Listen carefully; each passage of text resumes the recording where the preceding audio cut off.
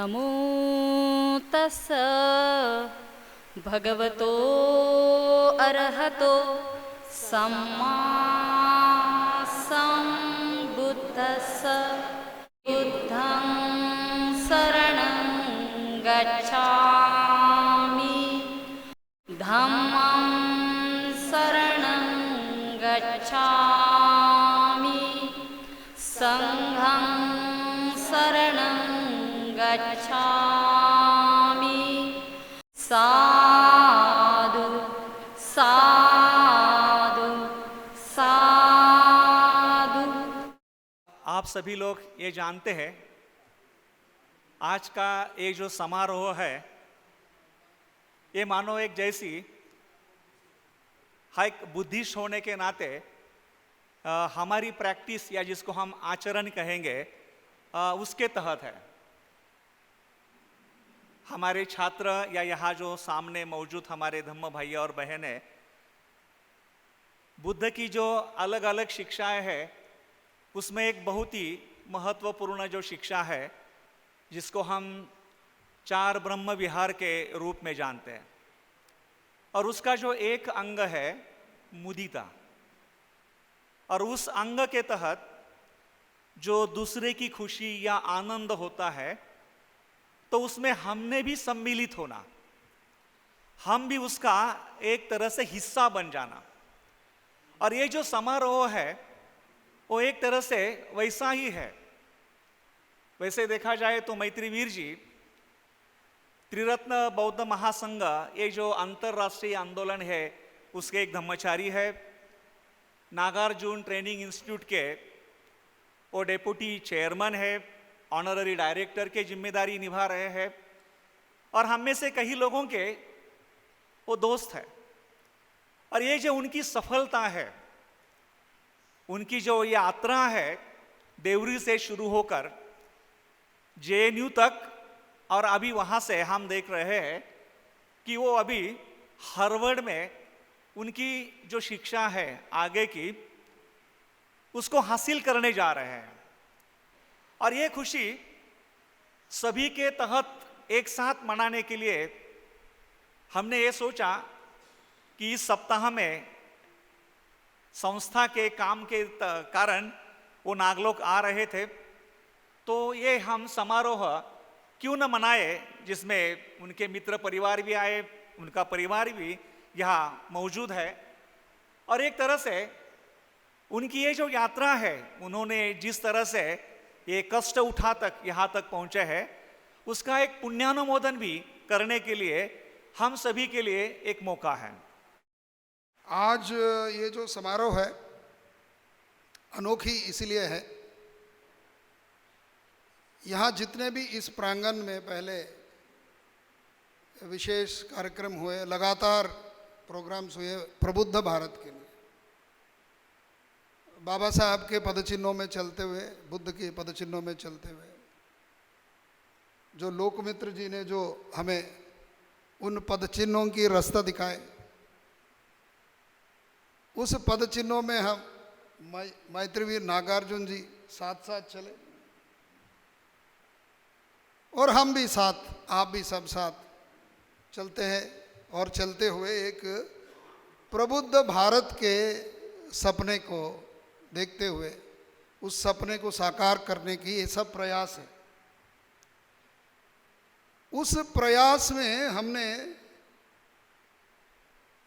ये नहीं सोचा था कि ऐसा एक हम कार्यक्रम करने का अवसर मिलेगा। वो उसको मैं मेरे मन में, मेरे माइंड में कई बातें चल रहे हैं कि इन बातों को हम सामने कैसे रखें। ये आज के दिन अनोखा, rare and excellent occasion of a brilliant achievement. ये जो हायर एजुकेशन में जब किसी को मौका मिलता है वो एक पढ़ते हुए करियर में मिलता है। मतलब आपने एमए किया, बीए किया, एमए किया, एमफिल किया, पीएचडी किया, फिर पोस्ट डॉक्टरल में चले गए। वो एक सीधी लाइन है। बट यहाँ हमारे भाई, हमारे मित्र, हमारे लिए भी कई लोगों का मार्गदर्शक मैत्रीवीर नागार्जुन जी नो जो जो अचीवमेंट किया है वो अलग तरीके से किया है। ये नहीं कि BA, MA, MPhil, PhD, post doc, is not like that. Maitriveer Nagarjun ने ऐसे ज़िले में, ऐसे फैमिली में पैदा हुए, most backward of the backward district in Maharashtra, but प्रबल जो मन होता है जिसके तहत आप अचीवमेंट की तरफ जाते हैं, वो भी like any career student pharmaceutical में पढ़ाई किया उन्होंने। और फार्मास्यूटिकल में जो पढ़ाई किया, फार्मास्यूटिकल ऐसा एरिया है कि आप जो दवाई खरीदते हो ना, उसमें 7000% प्रॉफिट होता है। जो बनाने वाले को 700% प्रॉफिट होता है। वो ऐसी सेक्टर है, उस सेक्टर को कोई नहीं छोड़ना चाहता। वो ब्रिलियंट करियर है वो। सो मैत्रीवीर ने, नागार्जुन ने वो करियर त्याग किया, बड़ी इंपॉर्टेंट। मोस्ट कमर्शियल करियर, मैं बता नहीं सकता आपको फार्मास्यूटिकल की जो करियर है। मैं भारत सरकार में इस देश का फार्मास्यूटिकल का डिपार्टमेंट चलाया हूँ, मुझे पता है हर दवाई में प्रॉफिट होता है। वो करियर उन्होंने छोड़ा। उन्होंने ऐसा रास्ता चुना जो बाबा साहब के दिए हुए प्रबुद्ध भारत के रास्ते, और ऐसा उन्होंने हाथ पकड़ा लोकमित्र जी के। मैं लोकमित्र जी के बारे में इतना नहीं कहना चाहता हूँ, बट लोकमित्र जी ने और सुबूति जी ने जो इंस्पायर किया मैत्रीवीर, संतोष राउत को मैत्रीवीर नागार्जुन बनने में, वो एक पहली कदम है। हम यहाँ उस चीज़ की बात नहीं कर रहे कि आप बीए किए, एमए किए, फिर एमफिल किए, पीएचडी और पोस्ट डॉक्टरल किए, उस चीज़ की बात नहीं कर रहे हैं हम एक व्यक्ति के जो जर्नी है उसको समझने की कोशिश करेंगे। आज मुझे जितना समझ में आता है मैं भी समझने का कोशिश करूँगा। वैसे मैत्रीवीर जी इतना मुश्किल नहीं है समझने में। He is a very simple man, very clean-hearted and open-hearted person.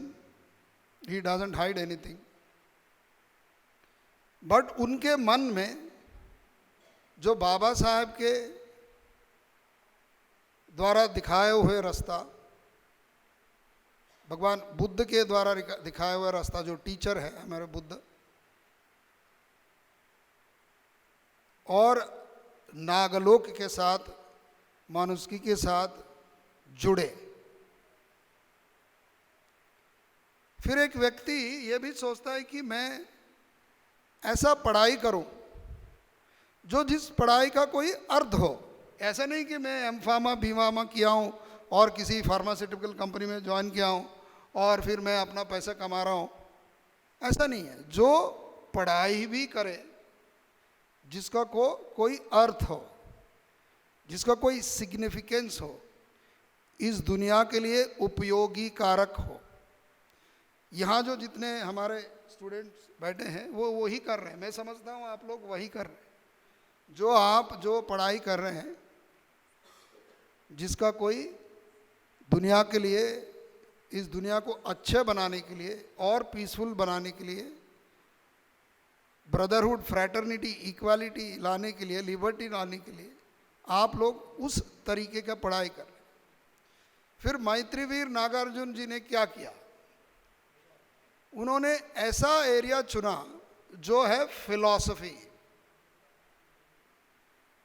बोले कि मैं फिलॉसफी में पढ़ाई करता हूँ। फिर ऐसे यूनिवर्सिटी चुना जो जवाहरलाल नेहरू यूनिवर्सिटी। यहाँ कितने लोग हैं यार जेएनयू का?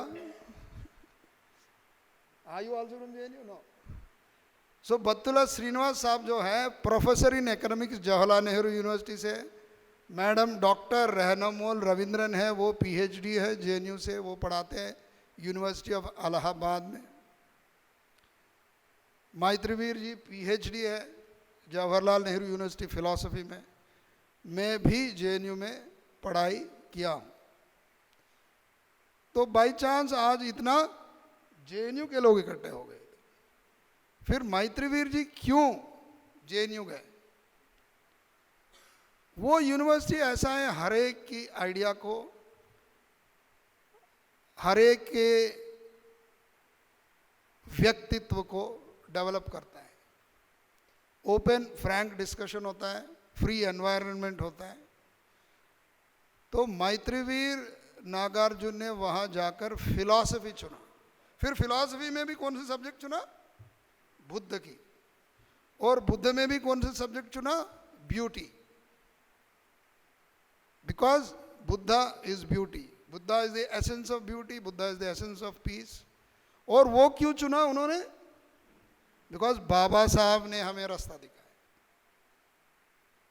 वो पीएचडी करना इतना आसान नहीं है, और वो भी जेएनयू में पीएचडी करना इतना आसान नहीं है। वो जेएनयू में फिलॉसफी में पीएचडी करना इतना आसान नहीं है। वो फिलॉसफी में भी बुद्ध के ऊपर पीएचडी करना इतना आसान नहीं है। तो हर रास्ता मैत्रीवीर नागार्जुन ने मुश्किल रास्ता चुना। जैसे बाबा साहब ने मुश्किल रास्ता चुना। बाबा साहब ने जो हमारे लिए जो रास्ते चुने हैं वो कोई आसान रास्ता नहीं था, सबको पता है आपको। बाबा साहब ने बुद्धिज़्म के तरफ क्यों गए? जब बुद्धिज़्म ख़त्म ही हो गया था एक तरीके से इंडिया में, वो रिवाइवल ही एक बहुत बड़ा रिवॉल्यूशन था।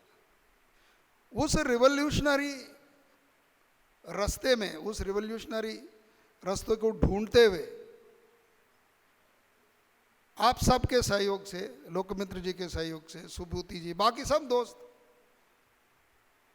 मैत्रीवीर ने जेएनयू में बहुत कठिन परिश्रम किया, मेहनत किया और ऐसी पीएचडी कर डाला दुनिया में बहुत ही अनोखी है। Congratulate you on that.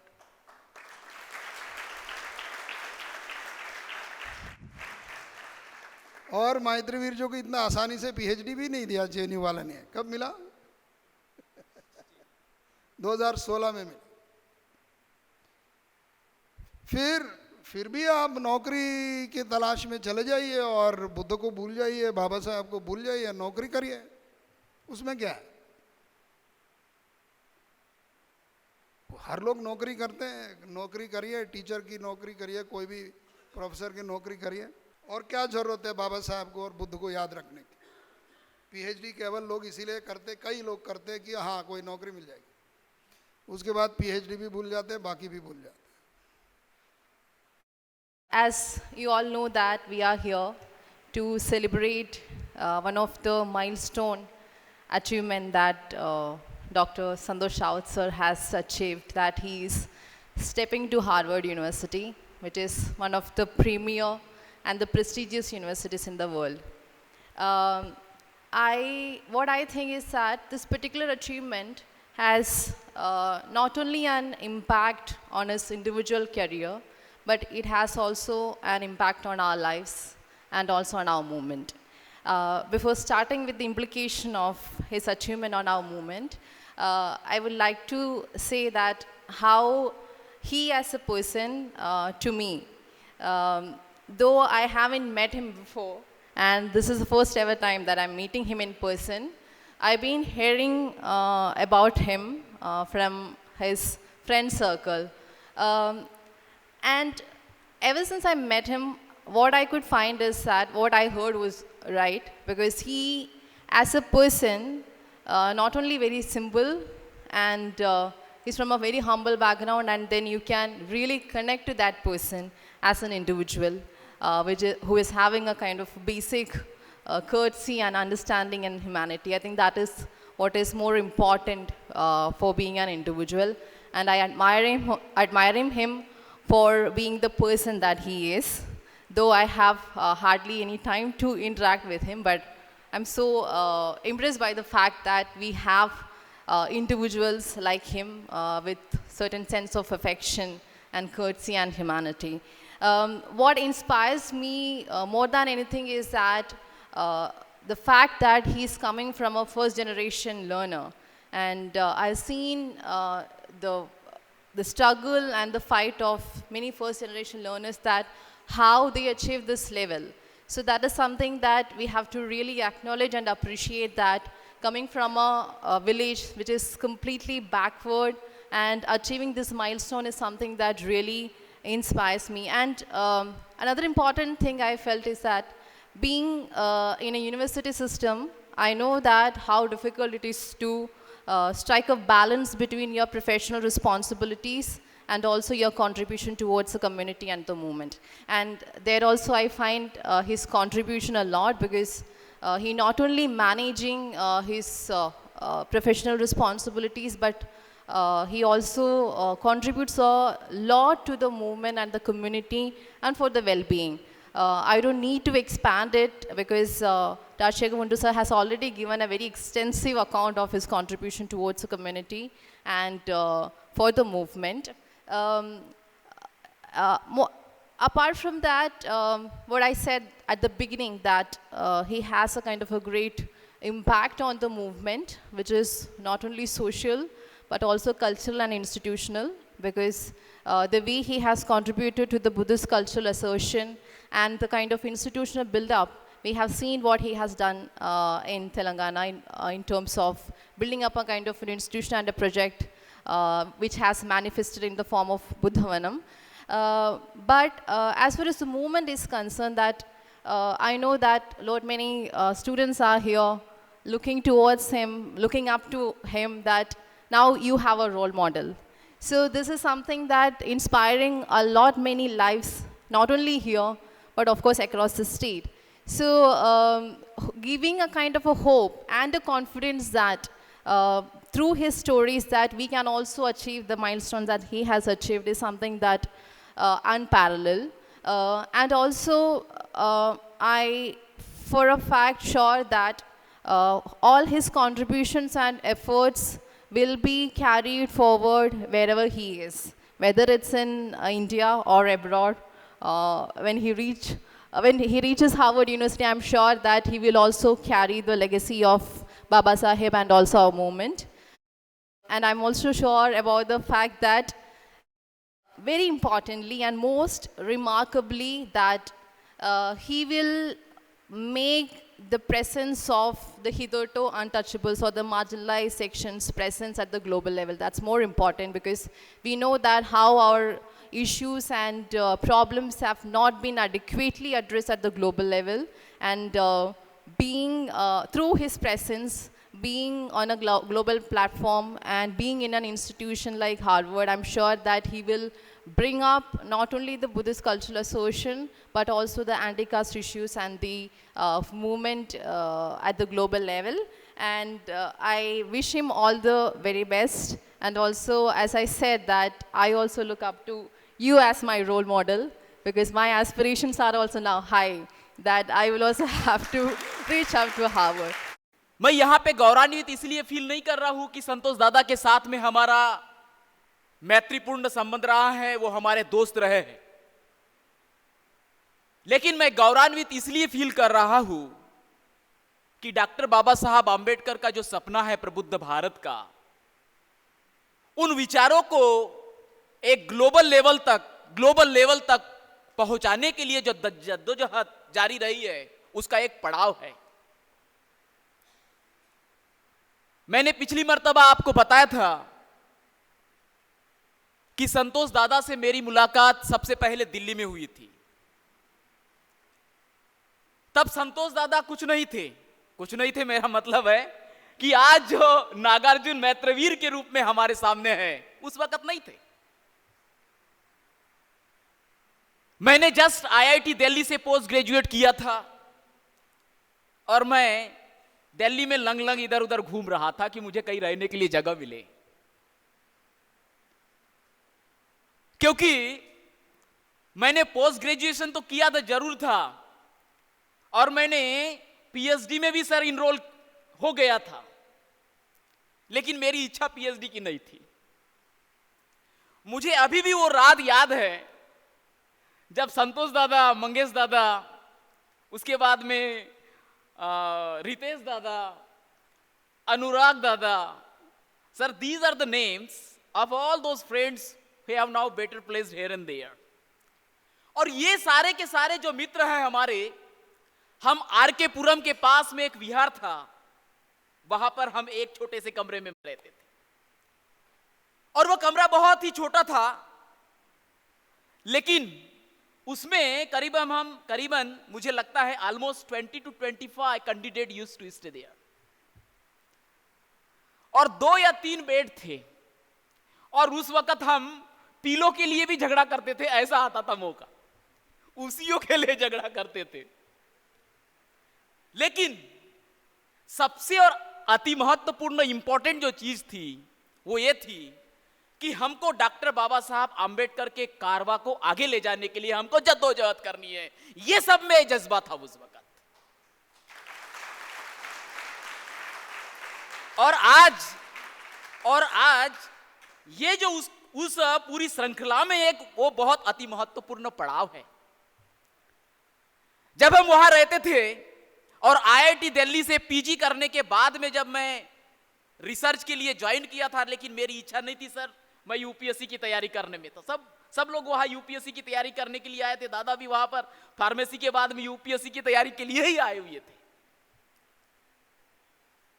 मुझे अभी भी याद है वो रात जब इन सब लोगों ने मेरे ऊपर इतना प्रेशर किया था सर कि नहीं, तेरे को पीएचडी ही करना है, पीएचडी ही करना है।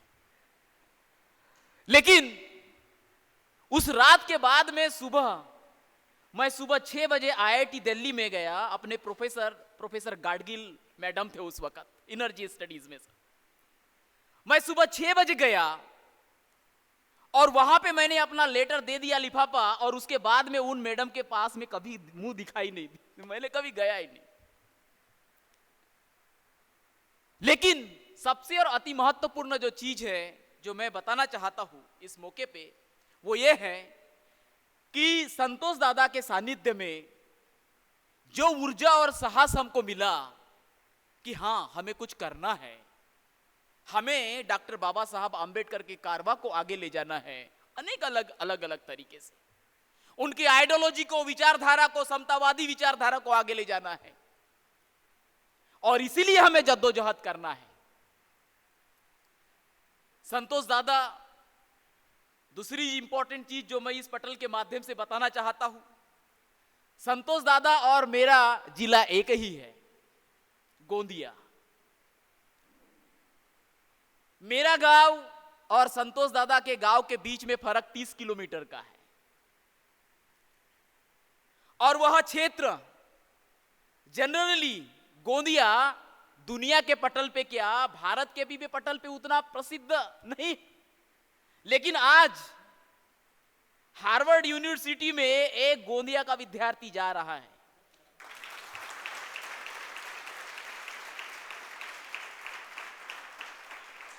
और सबसे इंपॉर्टेंट चीज जो आप सब लोगों के लिए अति महत्वपूर्ण है और हर शख्स के लिए महत्वपूर्ण है, जो मरते दम तक स्टूडेंट रहना चाहता है, वो ये है कि साथियों, हम जब पढ़ते रहते हैं तो हमें ऐसा लगता है कि जैसे कि मैं नौकरी के लिए पढ़ रहा हूं,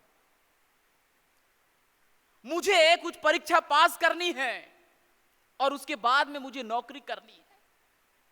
ज्यादातर हमारे विद्यार्थी जो होते हैं, जो ग्रामीण अंचलों से आते हैं, हम्बल बैकग्राउंड से आते हैं, मेरे माता पिता दे वेर इलिटरेट, मतलब कभी वो परीक्षा मतलब पढ़ाई के लिए कभी गए नहीं, उनको खुद पता नहीं था कि वो कितने पढ़े हैं करके। तो हम ऐसे बैकग्राउंड से जब आते हैं तो हमारे को पढ़ाई का महत्व इतना पता रहता है कि मुझे कुछ नौकरी प्राप्त करनी है करके, और नौकरी प्राप्त करने के बाद में अपना और अपने परिवार का पेट पालन करना है, जीवन निर्वाह करना है। हमको सबसे इंपॉर्टेंट जो चीज है, जो समझना है, इस पटल के माध्यम से ये बात मैं बताना चाहता हूं कि क्या कुछ ऐसे कैरियर के बारे में आप सोच सकते हैं जिसमें आप जीवन भर नए विचारों का सर्जन कर सके, क्रिएटिविटी रख सके, जिसके की माध्यम से इस दुनिया को आप कुछ नया दे सके।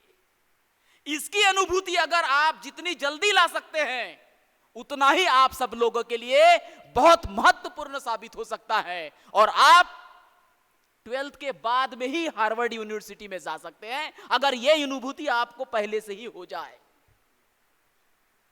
और इसीलिए साथियों, आज जब डॉक्टर संतोष राउत हार्वर्ड यूनिवर्सिटी जा रहे हैं, ऐसे मौके पर मैं एक बात आप सब लोगों के साथ में इस पटल के परमिशन से ये मैं आपको बताना चाहता हूं कि जब डॉक्टर बाबा साहब आंबेडकर कोलंबिया यूनिवर्सिटी से और London school of economics and political science से पढ़ के आए थे, तो वो कौन थे? Who was he? 1920s में, 1930s में, who was he? कौन थे वो? कितने लोग जानते थे उनको? महाराष्ट्र के लोग, उनके जिले के लोग, कौन जानता था? उन्होंने डिग्री हासिल जरूर की थी कोलंबिया से, लेकिन जानते कितने लोग थे? उनको जानने कब लगे लोग? जब उन्होंने उस डिग्री का उपयोग समाज के लिए किया, मानव मात्र के लिए किया, सामाजिक परिवर्तन के लिए किया, तब हम सब जानने लगे और उनको हमने बाबा साहब के रूप में जाना। साथियों, हमारे में से मैं, संतोष दादा और कई लोग डिग्रीधारी भी बन सकेंगे, हम पीएचडी भी बन सकेंगे, पोस्ट डॉक भी बन सकेंगे, और मेरे या मेरे बाद में या संतोष दादा के पहले और संतोष दादा के बाद में भी पीएचडी और पोस्ट डॉक करने वाले और भी लोग आएंगे और जाएंगे। लेकिन डॉक्टर बाबा साहब आंबेडकर का जो कारवा है, वो कारवा तभी हम सफल कर सकते हैं जब उन डिग्रियों का उपयोग, उस एजुकेशन का उपयोग हम सामाजिक परिवर्तन के संघर्ष के लिए करेंगे। यह बात हमें भूलना नहीं चाहिए। मैं जब शिकागो यूनिवर्सिटी में मास्टर्स की डिग्री के लिए मेरा हुआ था सिलेक्शन, और कोलंबिया के लिए मैं यूनिवर्सिटी ऑफ शिकागो गया, उस वक्त दादा से मेरी 2-3 बार बात भी हुई थी कि दादा को पूछा था मैं कि दादा मैं कोलंबिया जाऊं या यूनिवर्सिटी ऑफ शिकागो जाऊं,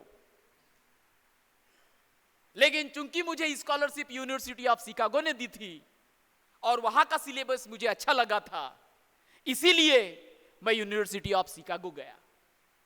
सबसे और अति महत्वपूर्ण जो चीज मुझे लगी, वहां पर मास्टर्स में मैंने जो थीसिस लिखा था, उस वक्त फिलोसॉफी के विख्यात जो फिलोसोफर है प्रोफेसर मार्था नुसबाम, उनके सानिध्य में मुझे काम करने का मौका मिला। ज्यादा दिन नहीं, 4-5 महीने, अभी भी उनके साथ में कम्युनिकेशन मेरा चलता है। वो डॉक्टर बाबा साहब आंबेडकर के विचारों से इतने प्रभावित है। मेरी डिग्री केमिस्ट्री में, दादा की फार्मेसी में। अब फार्मेसी और केमिस्ट्री ज्यादा दूर नहीं है, ये ध्यान में रखिए आप। और दादा, जब मैं आईआईटी दिल्ली में पढ़ रहा था तो सर फार्मास्यूटिकल केमिस्ट्री मेरा एक विषय था। मैं ये कहना चाहते हैं, doctor Santosh Raut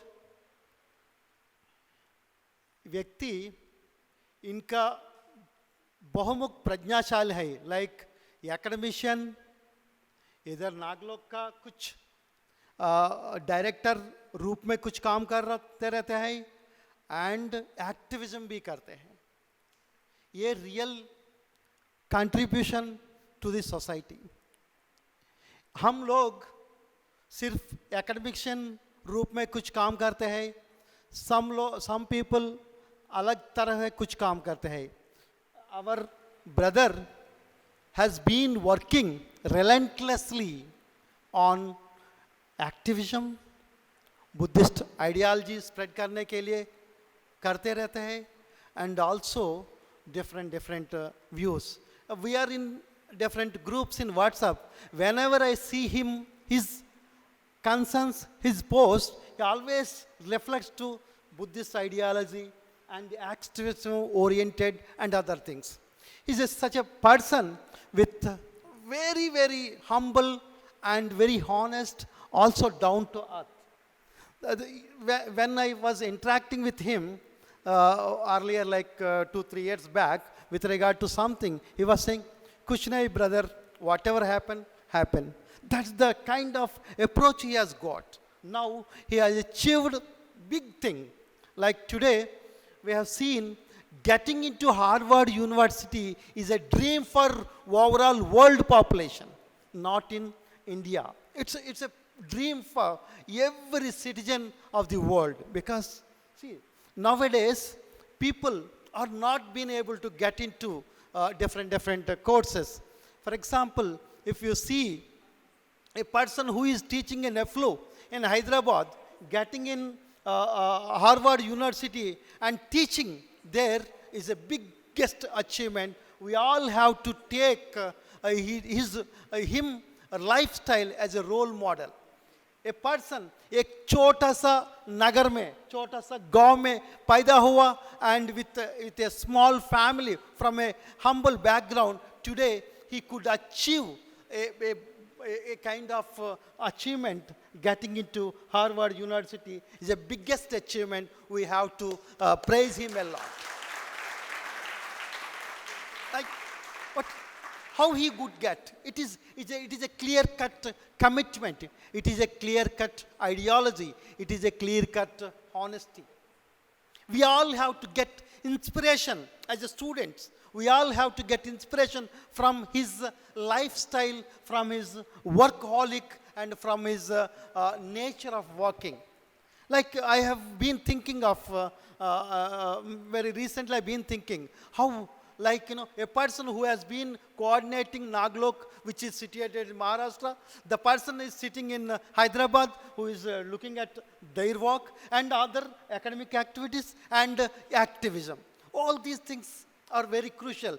For instance, if we do 1 hour teaching, thak jata hai and so jata hai. So, but people like Santosh Raut is doing relentlessly and also trying to give inspiration to our community, particularly the Dalit community, who are really need, and this kind of inspirational stories we need for our inspiration. So how will we get?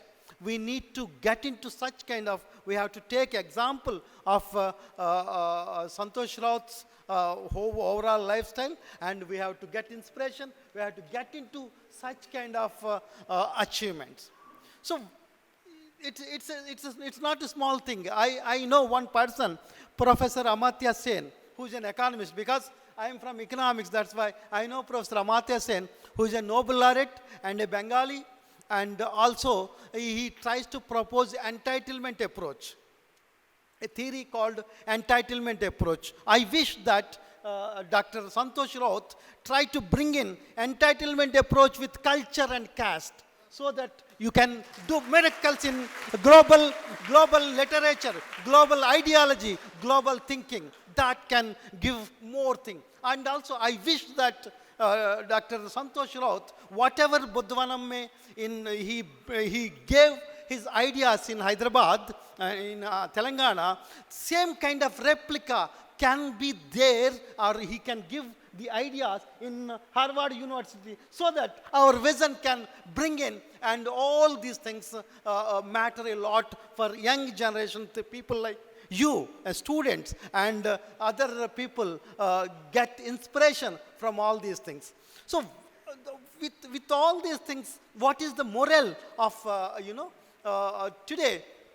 Like, I'm not praising him, but what I'm trying to tell you, what I'm trying to explain you, that how he could achieve this much of a peak, it's a peak achievement.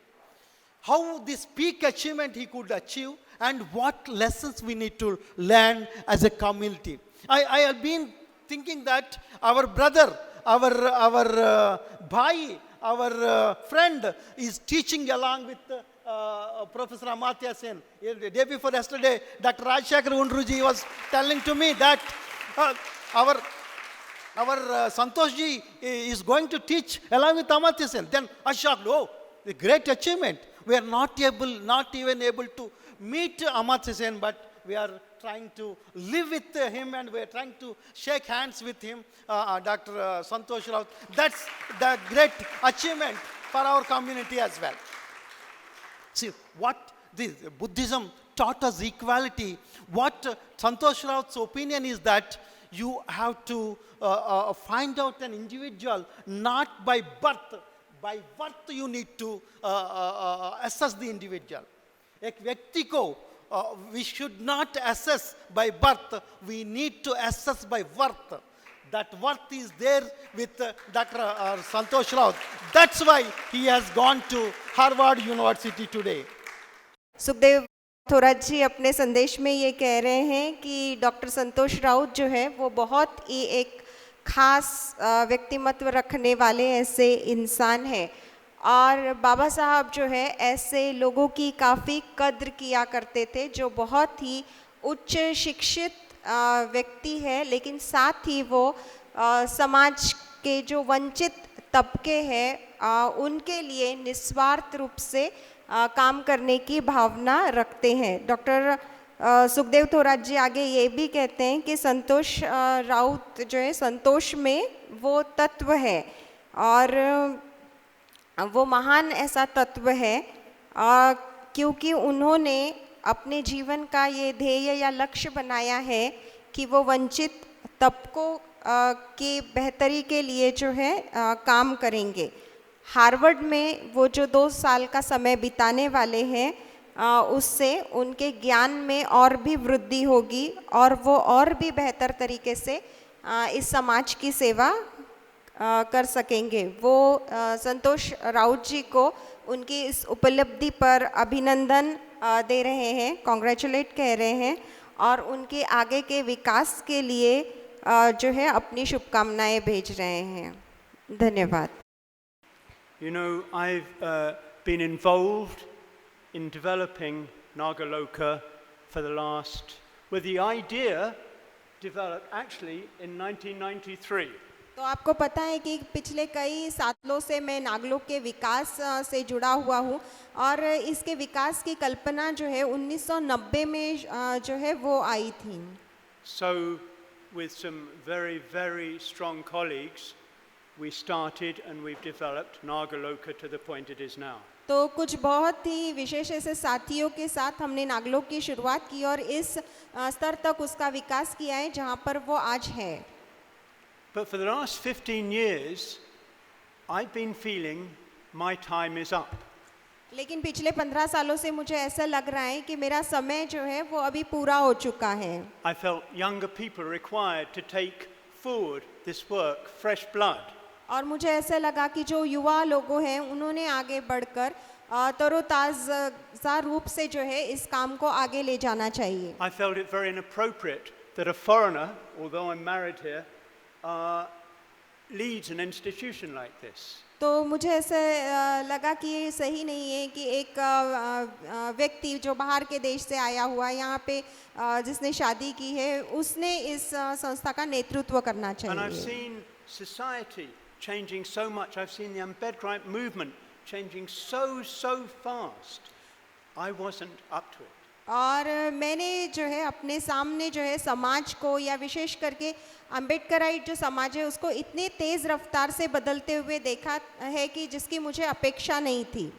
So for 15 years I've been struggling. No one knows how much I've been struggling to find a suitable succession for this institution. तो पिछले 15 साल से मेरे अंदर एक संघर्ष चल रहा था। मैं एक ऐसा योग्य व्यक्ति ढूंढ रहा था कि जिसको मैं ये विरासत जो है वो सौंप सकूं। Someone who can build on these foundations and make sure that Nagaloka and its potential contributes in the best possible way to Baba Saheb's great movement and especially his conversion to Buddhism.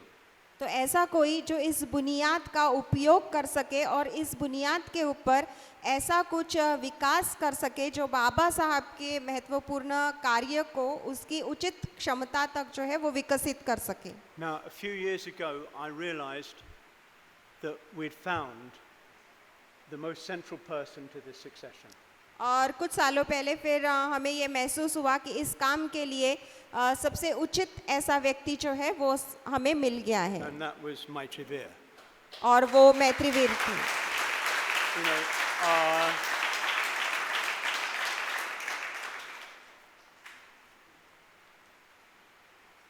how can I say it?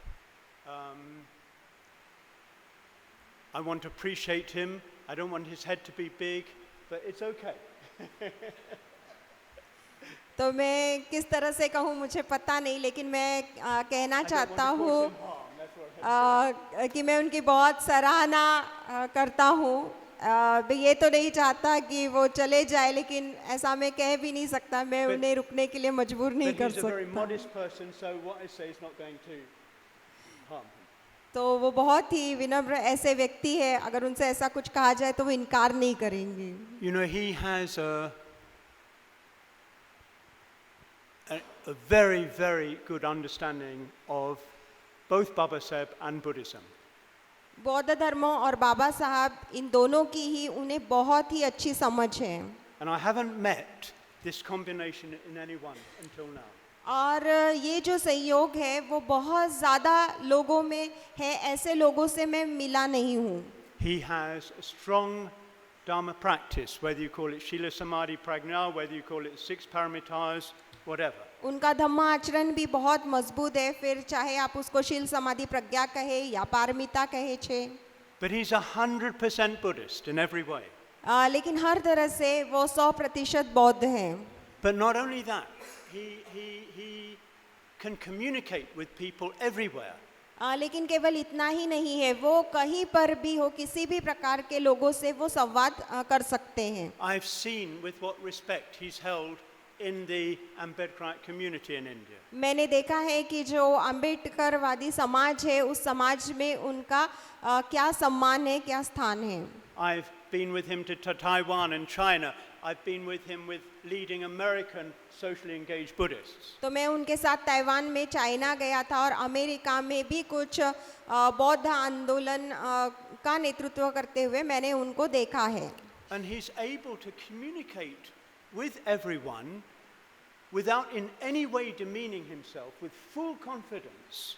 और पूरे आत्मविश्वास के साथ मैंने उनको उन सभी से संवाद करते हुए देखा है, अपने आप को बिल्कुल भी कम ना आंकते हुए। So much so, I think he goes far beyond me in this. और कुछ जगह मुझे ऐसे लगता है कि वो मुझसे भी कई आगे निकल गए हैं। So he has this respect from the Ambedkarite and the Buddhist world. और अम्बेडकरवादी समाज और बौद्ध समाज में उनका ये सम्मान है। And lastly, he has a passionate, selfless commitment to Baba Saheb's great ideal of Prabuddha Bharat. और बाबा साहब को जो महान आदर्श था प्रबुद्ध भारत, इसके लिए उनके मन में काफ़ी समर्पण है। So this was a person I was looking for, and I found him.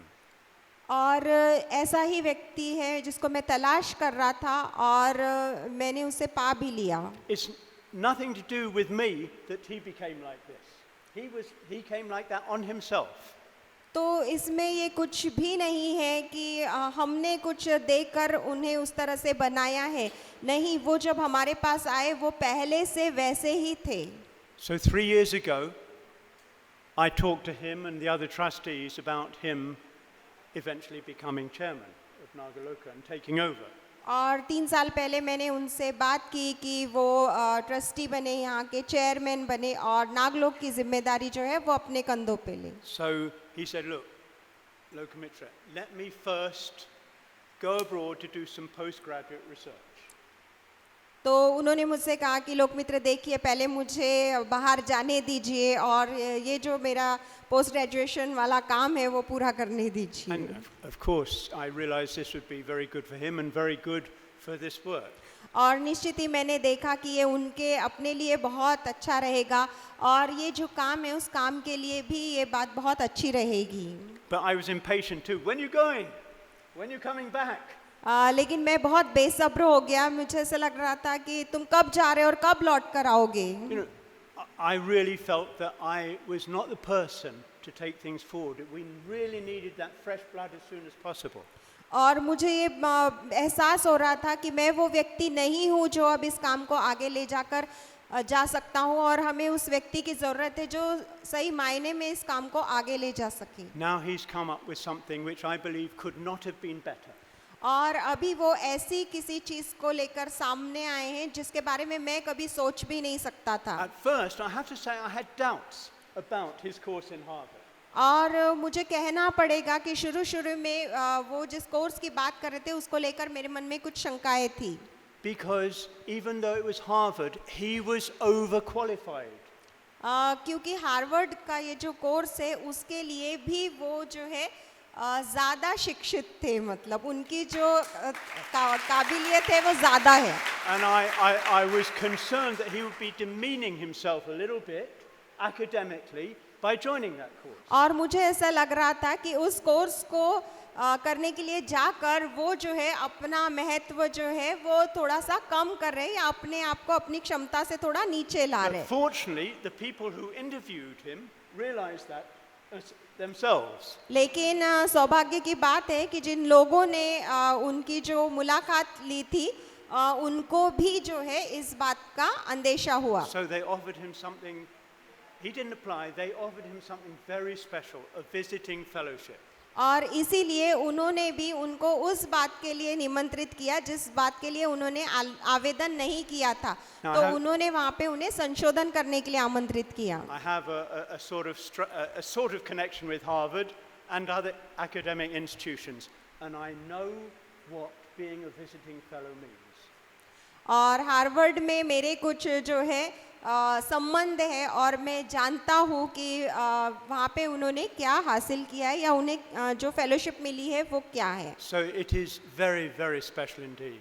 और सच में वो बहुत ही खास ऐसे हैं। And I know that from knowing him, I know that he will put himself fully into that situation. और जितना मैं उनको जानता हूँ उससे ये कह सकता हूँ कि वो अपने आप को पूरी तरह से उस परिस्थिति में झोंक देंगे उसका अधिकतर उपयोग करने के He लिए। will take every opportunity to empower himself through the contacts and through the situation there. और वहाँ पे वो जो संबंध प्रस्तापित करेंगे और वहाँ पे जो परिस्थिति उन्हें प्राप्त होगी उसका पूरा उपयोग करने के लिए वो अपने आप को पूरी तरह से उसमें लगा देंगे। And I know that he won't keep this empowerment to himself.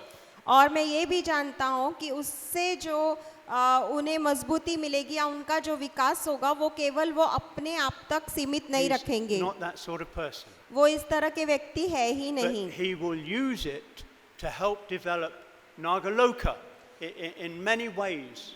लेकिन वो उसका उपयोग जो है कई तरह से नागलोक का विकास करने के लिए करेंगे। He will use it to help contribute to the Ambedkarite and Buddhist movement in India. और अम्बेडकराइट जो आंदोलन है और बौद्ध आंदोलन जो है उसका भारत में विकास करने के लिए वो योगदान देंगे। But I believe it'll go further than that. लेकिन मेरा ऐसा यकीन है कि ये बात इससे भी बहुत आगे जाएगी। The Buddhist world, especially the socially engaged Buddhist world, is beginning to take note of Baba Saheb's great contribution. तो जो बौद्ध दुनिया है और खास करके जो समाज के विकास में रुचि रखती है वो बौद्ध आंदोलन जो है वो बाबा साहब के कार्य में रुचि लेने लगा है। He is the person who can communicate Baba Saheb's conversion to Buddhism to the world.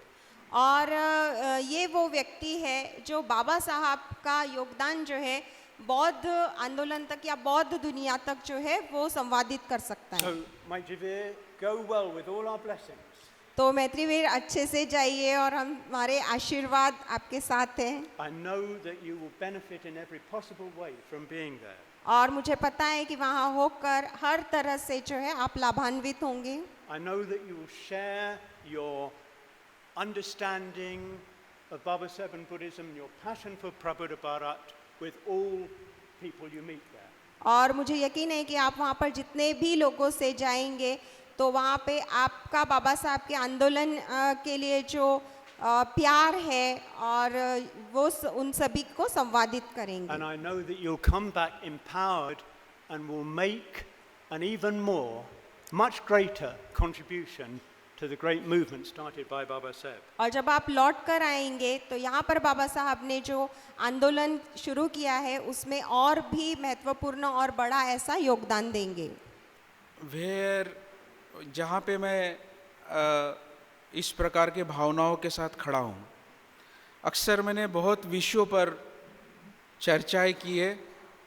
ज़िंदगी में मैंने अपने आप के बारे में कहीं नहीं बोला है। It's a very difficult situation for me to speak. बहुत मुश्किल है, मैं क्या कहूँ। बस मैं कुछ शब्द ही आप सब लोगों के सामने अपने बारे में कहना चाहूँगा।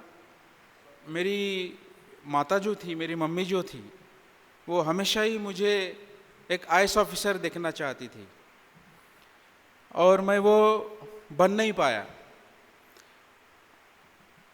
इसलिए नहीं कि मैं बनना नहीं चाहता था, लेकिन मैं समझ पाता था उसके मन में है कि तू कुछ तो भी ऐसा काम कर जिससे कम्युनिटी को, सोसाइटी को कुछ तो भी फ़ायदा हो। और जहाँ तक मेरा जनरेशन जो है, my brother is senior to me, लेकिन धनंजय के साथ जब मैं था, आईएएस बन के आप बहुत अच्छा सोशल वर्क कर सकते हो। That was the slogan we had. कोई भी पूछता था आईएएस क्यों करना चाहते हो, मैं PNRI मुंशीलाल गौतम जी के इंस्टीट्यूट में पहले वहाँ दाखिला लिया, वहाँ पढ़ता था। नहीं, समाज काम करना है, आईएएस बन के हम बहुत अच्छा काम कर पाएंगे। तो वही उसका जो इसेंस जो था मेरे माँ का, वो था कि आप कुछ तो भी बनो, आप कुछ तो भी करो। तो definitely I miss her today. आज का दिन अगर वो देख पाती तो उसे बहुत खुशी होती। और मैं ये विश्वास भी रखता हूँ कि जहाँ कहीं भी होगी वो खुश होगी।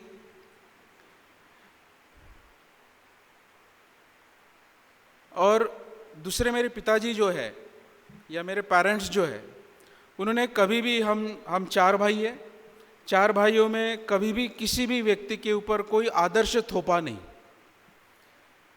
मेरे बड़े भैया संस्कृत में टॉप थे, वो BMS पढ़े, उसके बाद वो पढ़ाई नहीं कर पाए, उनके ऊपर कोई भी दबाव घर से नहीं था। मेरे दूसरे भाई चेतन जो थे, उन्होंने BSc वे कर रहे थे, लेकिन बाद में वो ज्योग्राफी की तरफ गए, उनके ऊपर कोई दबाव नहीं था। और मेरा छोटा भाई जो है वो सिविल इंजीनियर है, लेकिन वो एनवायरमेंटल साइंटिस्ट है, उसके ऊपर भी कोई दबाव नहीं था। तो अभी ये फार्मासिस्ट फिलोसोफर का जो रास्ता है, उसमें भी उन्होंने मुझे ऊपर कोई दबाव नहीं डाला। उन्होंने भले ही उनकी जो भी शिक्षाएं थी, मेरे गांव में बस नहीं आती थी, इस हेविली इन्फेक्टेड और intensely dense area of naxalite movement, जहाँ पे 7 बजे के बाद मेरे गांव में घर से निकलना बहुत मुश्किल होता था। जब मैं छोटा था, मेरे पापा जब सर्वे करके आते थे किसी भी जंगल का या रास्ते का, तो हमेशा घर में जो वो कहानियाँ बताते थे, वो शेर की या वो लेपर्ड की या फॉक्स की, ये कहानियाँ हम सुनकर बड़े हुए। And I born among not in Gond tribe but I grown up among Gond tribe. वो एक ट्राइबल बेल्ट है, बहुत ही जंगली और झाड़ी पट्टी जिसको बोलते हैं। तो मुझे कविताएं करने का शौक़ था। और जब मैं अहमदनगर पढ़ने गया बीफॉर्म करने के लिए, तो पुणे की जो मराठी और वहाँ की जो मराठी है, वो विदर्भियन या ऊपर से भी झाड़ी पट्टी मराठी से बहुत भिन्न है। तो मुझे हमेशा वो नर्वसनेस रहता था लैंग्वेज के बारे में। दूसरी बात, मैंने अंग्रेजी माध्यम से शिक्षाएं नहीं की है। 10वीं क्लास तक मेरा मराठी माध्यम था, 10वीं तक मैं मराठी में ही पढ़ा हूँ। 11-12 में मैंने इंग्लिश की पहली कोई टेक्स्ट उठाई। और जब मैं फार्मेसी कर रहा था वहाँ बहुत टर्म्स थे, कई बार मैं रोता था। चेतन जो मेरे बड़े भाई है वो बोले नहीं करना हो तो तू वापस आ जा।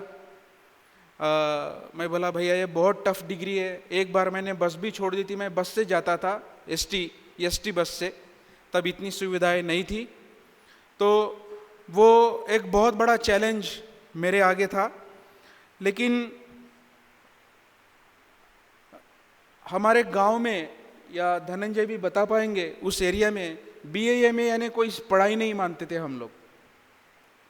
इसका कारण BA MA में कोई शिक्षा नहीं है ऐसा नहीं था, क्योंकि उन लोगों का भविष्य हमेशा ही जो पान की टपरी वहाँ होती थी हमारे गांव में, या जो कैरम बोर्ड खेलते थे उसमें वो जुआ खेलते थे, ऐसा एक माहौल था वहाँ पे। और नशा शराब करना और भी बहुत सारा क्राइम्स ये सब वहाँ थे। दूसरी बात, जवान लोगों को नक्सलाइट बनाने का एक मूवमेंट था, तो माँ बाप को एक थोड़ा डर भी था। मैं मूवमेंट के बारे में बात नहीं कर रहा हूँ, लेकिन उसका एक अपना विचार है। लेकिन माँ बाप को हमेशा लगता था कि हमारे बच्चे पढ़े और कम से कम इससे मुक्त हो जाए। वो एक क्वेस्ट थी। बस नहीं आती थी हमारे गांव में, इलेक्ट्रिसिटी बहुत कम थी। 7 बजे के बाद अगर लेट हो गई बस तो कैंसिल हो जाती थी, वो जंगल में घुस नहीं पाती थी क्योंकि ड्राइवर्स डरते थे। आज का जो समय है वो बदल चुका है। तो मैं कभी भी इमेजिन नहीं कर पाई कि मैं फार्मेसी भी कर पाऊँगा और पुणे जैसे यूनिवर्सिटी में मैं पढ़ पाऊँगा। फिर पहली बार मैं पुणे यूनिवर्सिटी गया तो वहाँ मैंने सभी ब्राह्मणों के सरनेम के बोर्ड्स पढ़े, 100% ब्राह्मण surname boards, and I was very scared. मुझे बहुत डर लगता था कि इनके कैबिन में घुस के बात कैसे करना, इनके साथ पेश कैसे आना। मेरी मराठी अच्छी नहीं है, मेरी अंग्रेज़ी अच्छी नहीं है, और जिस तबके से हम लोग आते हैं उसमें एक साइकोलॉजिकल इंफीरियरिटी होती है। वो साइकोलॉजिकल इंफीरियरिटी भी मुझ में थी। जब तक ये हार्वर्ड का रिजल्ट नहीं आया तब तक मैं डरते डरते ईमेल लिखता था कि इन प्रोफेसरों को लिखे तो लिखे कैसे। मेरी हमेशा ही PhD करने की इच्छा बाहर से ही थी, और मैंने एक ही खत अम्बर्तो इको को लिखा था जो उन्होंने स्वीकारा था। He was a Nobel laureate in literature. लेकिन मेरे डिपार्टमेंट में शेड्यूल कास्ट कैंडिडेट को कैंसिल करके उन्होंने कुछ और कैंडिडेट को उस फेलोशिप पे रखा मेरे MA में, JNU में। तो I couldn't take that up, और उससे मेरा आत्मबल थोड़ा और गिर गया था। तो ये बहुत मुश्किल दौर था मेरे लिए। फार्मेसी में पैसे थे, जॉब थी, और घर में जॉब सिक्योरिटी बहुत महत्वपूर्ण होती है, वो पर्याप्त थी। लेकिन उस वक्त मैं एलिनार जेलियट जी का एक लेक्चर सुना, अम्बेडकर अब्रॉड, JNU में, और उनकी किताबें जब देखता था तो मुझे कुछ समझ में नहीं आता था। You will be surprised to see कि मैंने पहला पेपर JNU में आर्ट एंड एस्थेटिक्स में जो लिखा, मेरी स्टॉम, शी वॉज अ प्रोफेसर। तो हम पाठशालाओं में जो निबंध लिखते थे तो जैसा किताब में वैसा हाथ से लिख के दे देते। That was my first term paper submission in JNU, and she said to my dean in arts and aesthetics, he must be put behind the bars. That's plagiarism. अब प्लेजरिज्म वर्ड भी मेरे लिए नया था, मेरे को समझ में नहीं आता था प्लेजरिज्म होता क्या है, because I came from pharmacy background. UPSC का एप्टीट्यूड करके मैं परीक्षाएं पास करता था, but I couldn't get till interview. लेकिन उस वक्त बाबा साहब जब मैंने पढ़ा, that give me a real strength, I must say. मैं ये कहने में कभी भी हिचकिचाऊंगा नहीं कि देवरी से मैंने बाबा साहब की उंगली जो पकड़ी वो कभी छोड़ी नहीं।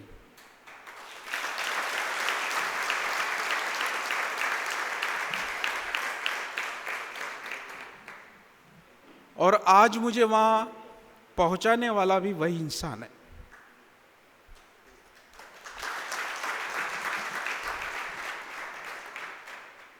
And then I came in contact with Dr. Rajshekhar Undru in JNU. तब वो किताब नहीं लिखते थे, लेकिन कुछ स्पीच में उनके सुनता था, उनसे इंटरेक्ट होता था। He was very active. एक चिन्नाराव करके उनके दोस्त थे, उनके साथ में बातें करता था। Try to learn in what is humanities and social sciences. Philosophy और एस्थेटिक बहुत दूर की बात थी। I was very scared in classrooms. और एस्थेटिक ये जो डिसिप्लिन है, it's elite discipline, it's not a common man's discipline, because art and the paintings and the defining art theories is a very elite subject. तो उस elite subject को interpret करना, उनका vocab सुनना, उसको समझना, it was a great challenge for me. जब मैं JNU में एंट्रेंस एग्ज़ाम हुई, वो प्रोफेसर का अभी 3 दिन पहले ही देहांत हुआ, Kavita Singh. She was specialist in Mughal art. मैंने उनको बोला, मैडम ये डिग्री करके नौकरी मिलेगी क्या? उन्होंने बोला, ये डिग्रियां करके नौकरी नहीं मिलती है, ये शौक के लिए पढ़े जाते हैं, ये शौकिया जो लोग हैं वो पढ़ते हैं। तब जब मैं एलिनोर ज़िलेट मैडम को ये सवाल पूछा कि मैडम ये एस्थेटिक्स होता क्या है, then she really explain me, and that's the time when I encounter also Savi Savarkar. और आर्ट में मुझे पहले से ही रुचि थी। अगर मेरा बचपने का मैं कुछ अनुभव बताऊं, मेरे को गाने का बहुत शौक था, अभी भी है। मैं ऑर्केस्ट्रा में ऑडिशन देने जाता था, वो रिजेक्ट करते थे, तो मैंने अपना ही ऑर्केस्ट्रा खोल दिया था अपने गांव में। मेरी कविताएं जब नकारी गई, मैंने टी सीरीज से अपना बाबा साहब और बुद्धिज्म का the country of doctor Ambedkar, भीमरायाच्या देशा, ये मैंने एल्बम बनाया।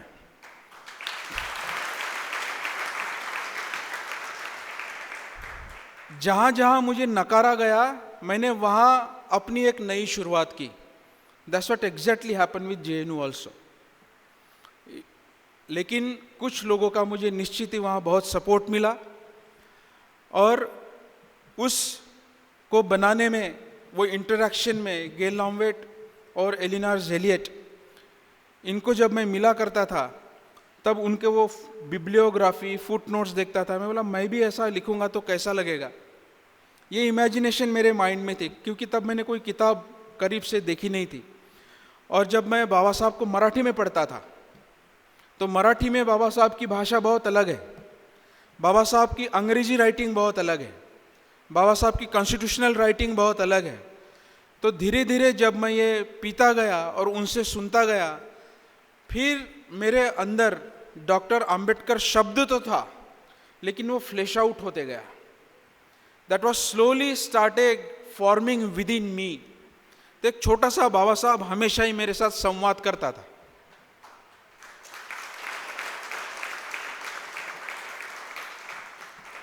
और स्टूडेंट एक्टिविज्म में जब भी इंफीरियरिटी आई, तब बाबा साहब की तस्वीर ने ही मुझे दिलासा दिया। तब मैं सोचता था कि इस व्यक्ति ने बच्चे खोए, इस व्यक्ति ने बीवी खोई, इस व्यक्ति ने अपने करियर खोए, इस व्यक्ति ने अपना मटेरियलिस्टिक कंफर्ट खोया। ऐसा कोई भी दुख नहीं है जो इस व्यक्ति को मिला नहीं। इसके आगे हमारा जो स्ट्रगल है या हमारा जो पैशन है, वो कुछ भी नहीं। इसलिए आज उन्हीं की उंगली पकड़कर जो क्रेडिट जो जाएगा, वो मात्र एक गुरु को जाएगा, वो है doctor Baba Saheb Bhimrao Ambedkar.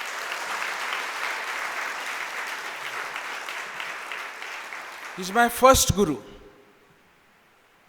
and no hesitation in saying this.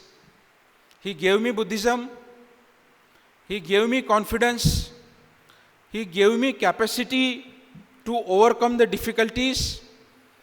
और दो व्यक्ति जिन्होंने बाबा साहब मेरे अंदर और गहराई से समझाया, first of course is doctor Rajasekhar Undru, because ये जो शख्स आपके बीच बैठा है is a great writer, great reader, लेकिन जब वो मुझसे बाबा साहब की बात करते हैं तो वो केवल किताबी बातें नहीं करते हैं, यानी मैं उनके टोन में नहीं बता पाऊंगा आपको, but he explain me what he did, where he reach, कौन से न्यूज़पेपर में उनकी कहाँ तस्वीर छपी थी, किसको वो मिले थे, किसके साथ चाय पिया, किसके किसके साथ स्ट्रैटेजी बनाई. That fleshing out in me. I never shared this with you.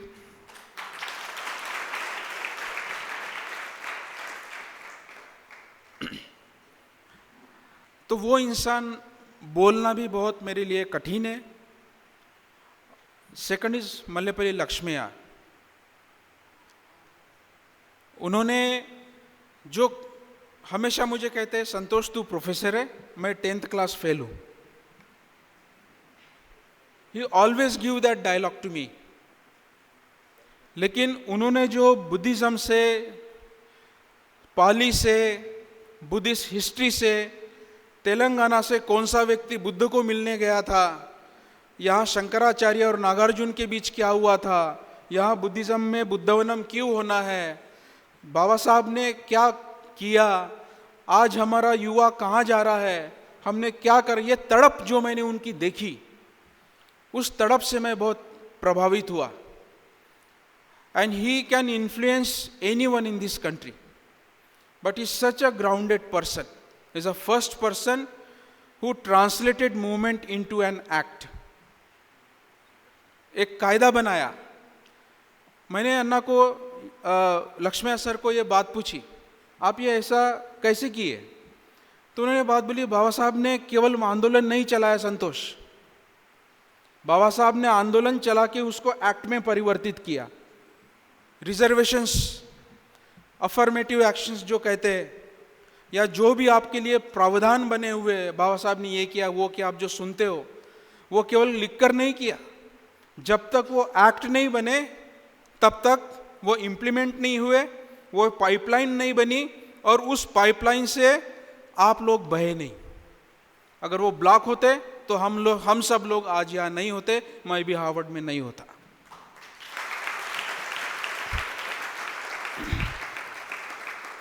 तो एक बहुत बड़ा ऋण, एक बहुत बड़ा ध्येय हमारे सामने उस वक्त बाबा साहब ने हमें दिया. दूसरी बात मैं सोच रहा था, जब बाबा साहब अमेरिका में थे, he interacted with the best minds in the world. John Dewey, James Shotwell, he was an American historian professor who also founded the International Labour Organization. So he was learning and learning organization. जैसा धनंजय दादा ने बोला, पढ़ो और बदलो, पढ़ो और बदलो. Education is a dynamic force, that's what Baba Sahib says by quoting John Smith. दुधारी तलवार है, आपने सुना होगा. अगर वो उस मुकाम तक नहीं पहुंचते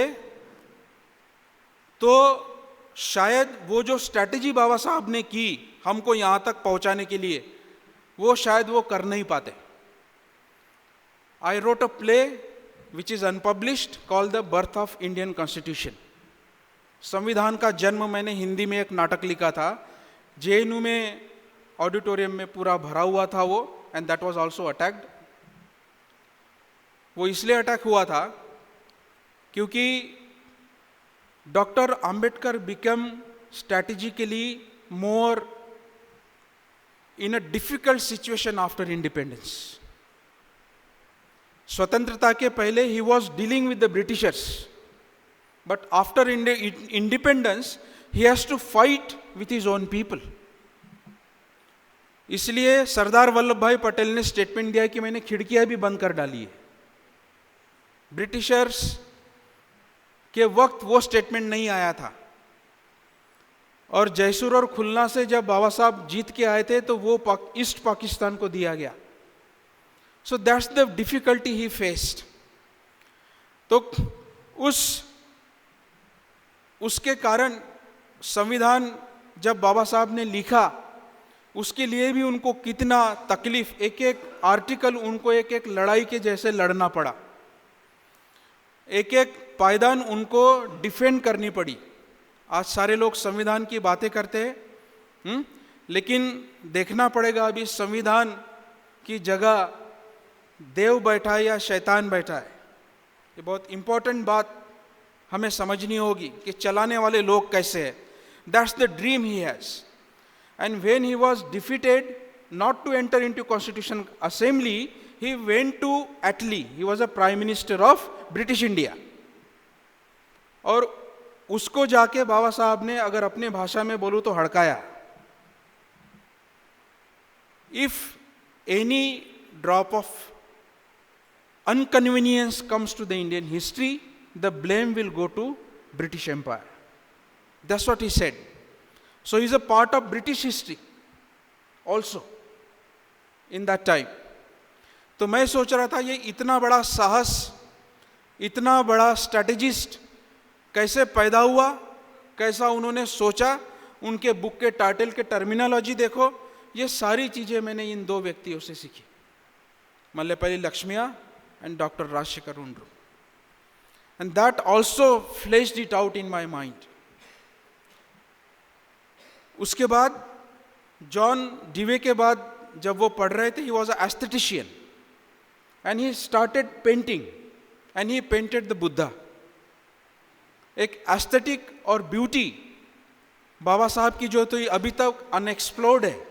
और कल्याण, ये जो शब्द है, ये सुंदरता के लिए पाली में यूज किया जाता है, या शुभति, कल्याण। और बुद्ध ने कल्याण का संबंध ह्यूमन रिलेशनशिप से जोड़ा है। कल्याण, मित्रता, वो वहां से शब्द आया हुआ है। तो बाबा साहब पिक्ड अप ऑन दैट कि मेरा जो बुद्ध है ये सौंदर्य प्रिय बुद्ध है। मेरा जो बुद्ध है ये इंसानों के संबंधों में सुंदरता लाने वाला बुद्ध है।